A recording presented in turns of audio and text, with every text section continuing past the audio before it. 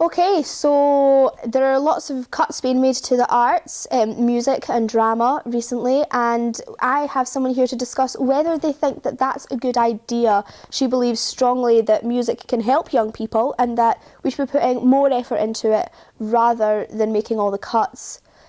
So I have Caitlin Collins here in the studio today to talk to me, so we'll go and talk to her. So, Hi there. hello Caitlin Collins. Hi. How are you doing? I'm well, thank you. How are Yeah, you? so I'm fine. So you're here to talk to us today about music and how Yes. it can help young people. Yes. And you're a musician yourself. Yes, I am. So what is it that you play and how long have you been playing for? Well, I've played the flute for about 8 years. I took that all the way through my high school years, and I've been singing for a very long time, as far as I can remember. And then just a little bit of piano that you just pick up over the years, you know, being in the department and things like that. So, yeah. Well, that's really good. So do you feel that learning these instruments has helped develop you as a person? Yeah, definitely. I mean, being able to express yourself through music is a very important part of growing up. It's, you know, being able to show who you are and what you like without making an obvious statement.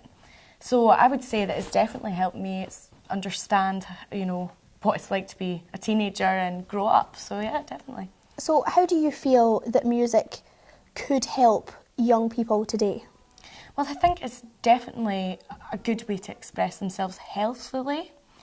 Also, it can really relax you. I remember I used to go and, you know, practice, and it used to really soothe me. And, you know, if you get something right, you're always ecstatic. And I think music gives you the right challenge, but also has so many good aspects to it. Also, working as a team, you know, you're working in an orchestra, you're playing, you know, you've got different parts, and it all comes together, and in the end, it just sounds beautiful. So I think that's definitely one of the best things about it. Good team building. Yeah, definitely. Yeah. So a lot of young children don't even get the opportunity to, you know, play music or anything like that. Do you think that every child should be given that opportunity to see whether they have an interest in it or not? Yeah, I mean, definitely. I think if any child wants to do it and they're passionate about it, then yeah, they should definitely get a chance. Because, you know, if you're passionate about something, you will succeed. So it's very important to give those children the chance. And the cuts are just, you know, they're just taking that away, something that my generation definitely got the opportunity to do. So I think, yeah, definitely. Yeah. So a lot of the cuts have been being made, and they're, you know, they would be devastating for the, you know, the musical community in Scotland. So how do you feel that schools would, what would they lack if the music was taken away? I think being able to show the creativity of the child. I remember being given a booklet when I was learning at a young age, and on one side you had your notes for the week for what you had to practice, and on the other side there was just blank music, and being able to make your own music and express yourself and being able to practice in an interesting and fun way just was great. I think if it was taken away, then people would lose their passion and their creativity and their inspiration. Definitely. Yeah. So I know that you've been helping with protests against this. So you feel very strongly about this, and you've been having rallies and things like that. So that's good. That's a step in the right direction. So Yeah, definitely. I mean, being down at the Scottish Government and, you know, speaking to education boards and things like that, and hopefully it just means that we're going to have an impact. It already has made an impact, so if we could just keep that going, that would be great. That's great. Okay, so as we can see, the loss of the, you know, the educational music in schools could be quite devastating actually to the children, and you know, it's through people like Caitlin that change is being made, and I hope exciting things happen in the future. So we're going to go back to Alex in the studio now, where she has the weather report. The RSPCA have reported more and more animals being abandoned in the UK. So why is this happening? It's good news that Alex Horan and her team are looking after the cats that have been abandoned. So we're just going to go across and chat to her about it. Hi, Alex. Hiya. How are you? I'm alright, thank you. That's great. So, how did this all begin? Well, the earliest inspiration that I can remember was my mother used to take in stray cats, just, you know, and she used to take care of them out of her home. And I always lived with cats, ever since I can remember growing up, always lived with cats, 2 or 3 at least at a time. And when she wasn't working, she devoted most, if not all, of her spare time to looking after these animals. And, you know, when you're a child, you think, well, I wouldn't ever want my mum to kick me out. So why is it all right for someone to do that to an animal that they've taken the responsibility to take care of? It's not right, it's definitely not fair. Yeah. So, I mean, that for me, that's the earliest inspiration that I can think of. Obviously, I have a love of cats from a very early age. That's a great story, yeah. So at the sanctuary, what happens when the cats are taken in? Well, first of all, we give them an evaluation. If they need emergency medical care, that'll be the first thing that we do for them. We feed them up, we give them TLC. There's actually a room in the sanctuary at the back where children could come in and read to the cats because it's actually very soothing for them to just and calm them down, it relaxes them. They're in an environment that they're happy in, and the kids love cats as well. They like to come in, and basically we just get them back to life, basically back to health, where we can then get them to a stage where we can rehome them, which is the best rewarding result. Unfortunately, 1 out of 10 cases, there is a cat that comes to us that is just so far gone beyond help, and it's so heartbreaking when that happens, but it's almost kinder just to definitely put them down. Unfortunately, we do have to do that. But like I say, for every 1 case, there are 9 cases where we do get them back to health and we get to rehome them, which is the best feeling in the world. That's great. So, why do you think this is happening? Why are the numbers rising? Oh, I wish I knew.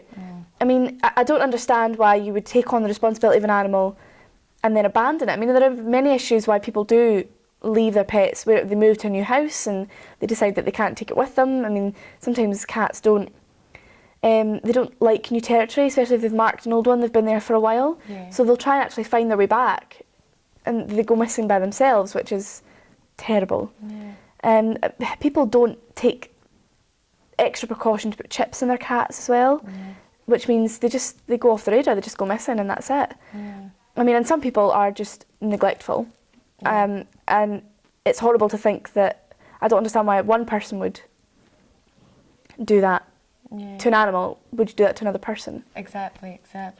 So, how is this funded? Is it charity or is it business? It's a bit of both, actually. I'm very lucky that my father is in business. He actually runs a local biowork business for reducing the carbon footprint. Oh, that's good. Yeah, so he helped fund me a little bit to get me started, and then I spoke with other donors, and it was just the generosity of people, really, that got it all going. I'm very lucky. That's great. So, if you want to donate to Alex's charity, we will have all the details on the website. Thank you for joining us. No problem. And we'll see you next week. Hi there, welcome to Time Out London, and today I've managed to catch Heidi Woolard, the up-and-coming rising star, in the new production of Phantom of the Opera, opening at the Adelphi Theatre next week. So let's have a chat and find out what that's been like for her. Hi Heidi, how are you? Hi, I'm fine, thank you. So thank you for taking some time out of your busy schedule to come and speak to me. No, not a problem, not a problem. So, Christine Daae, one of West End's legendary roles. Yes, it is. How's it been for you? It's been a bit crazy, a bit of a whirlwind. I mean, it must have been about maybe 5 years ago I went to go and see it. Right, yeah. Where I'm performing now, and to think that I was in the audience to now playing, you know, Christine, one of the lead roles in it, it's crazy. Like, must be. Yeah, it is. You know, it's always been one of my favourites. Like, it's a show that's very close to my heart. Oh, like, it's lovely. always so to make my kind of like debut in this show it's unbelievable. Now, I have to ask, our female audience definitely want to know, what is it like to work with Ramin Karimloo? Oh, he's lovely. Yeah? He's lovely. He's such a sweetheart. Yeah, no, he's really good. He's really good to work with. Professional? He is very professional, but he also knows how to have a laugh. Oh, good. Definitely, definitely. And Hadley Fraser as well, playing Raoul. Yes, yes. So do you get a lot of time to hang around with them out of the theatre? Well, or? at the moment we're doing a lot of rehearsals because obviously the show is opening next week. Yeah. Opening next week. Whew. Yeah, so we're doing a lot of rehearsals at the moment, but sometimes after rehearsals, we'll go, down to, the bar down the street and we'll just have a wee drink to unwind because it does get quite stressful. But, I can imagine. But apart from rehearsals, I mean, none of us are really doing much else at the moment because it's taken up so much of our time. Of course. I mean, the music is famous everywhere. Yes. I mean, have you come across any challenges in performing the role, rehearsing it? She does have a very, very big range. So, in one song, she'll be, right down and then she'll go all the way up into the rafters. And so to be able to change your voice from that so quickly has probably been one of the biggest challenges for me music-wise. Obviously, there's always a challenge when you start working with a new cast to all get to know each other. Of course. But it was relatively easy this time. And we were aware that Cameron McIntosh paid a visit not too long ago to direct one of the rehearsals. Is that right? Yes, it is. That must have been fantastic. Oh, Tell us about that. It was brilliant. It's just having someone who really knows what they're talking about, Of course. come in and and it really gives a new light on it as well because you get used to working with the one director all the time, and when someone else comes in, it really just gives you the opportunity to have someone else come in who's removed from it a little bit and get a new fresh eye, and it just. I think it's going to be a special one this year because we've changed a few things. I can't give too much away. No, though. you can't give too much away. Just give us a wee hint. I couldn't. I'd get in trouble. I'd get in so much I will trouble. push you then. but yeah, we've changed a few things. He came in, changed a few things. Right, okay. That's fab. Exciting. Fantastic. So, obviously, along with performing the role, you also have to publicise it a lot. You do, obviously, interviews like this. And, Yes. You performed last week in Trafalgar Square, is that right? Yes, I did. Yes, I Fantastic. did. That was a new experience. I can imagine, open air, phantom. Yes. It's a lot more difficult because when you're in the theatre, obviously you can control the sound so much more. But it was quite difficult. Is it a charity event? Is that right? It was, yes. Yeah. It was, yes. Yeah. So I did it for free because I'm so lovely. But it was challenging, but it was very good, a very new experience, and it was lovely to do. That's brilliant. Lovely to do. And the run is for how long?